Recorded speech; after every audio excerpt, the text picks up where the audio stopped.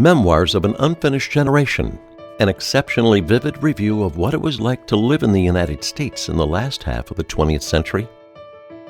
Challenged by economic depression and mass unemployment, the children of the 1930s lived to see Presidents Franklin Roosevelt and Harry Truman put Americans back to work and create rising economic security. The Cold War pulled President Kennedy into an advanced politics of fear of communism, nuclear war, and fear of changing social norms. Those policies built a militarized national security state that suppressed American social and economic needs, sending us into wars around the world. Nixon built a better war machine, made war a steady diet for the American scene, and magically made people believe he favored working-class politics as he undermined the substance of those policies.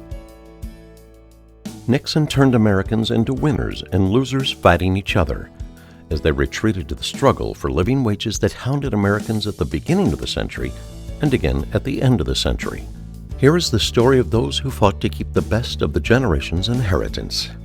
Even as they lost, they left the tools for future generations to regain economic and social independence.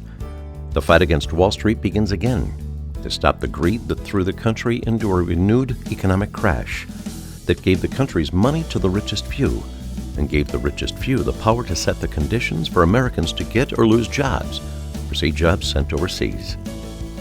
Memoirs of an Unfinished Generation tells the story of how these conditions came about and explains how the use of cash for government control can be stopped.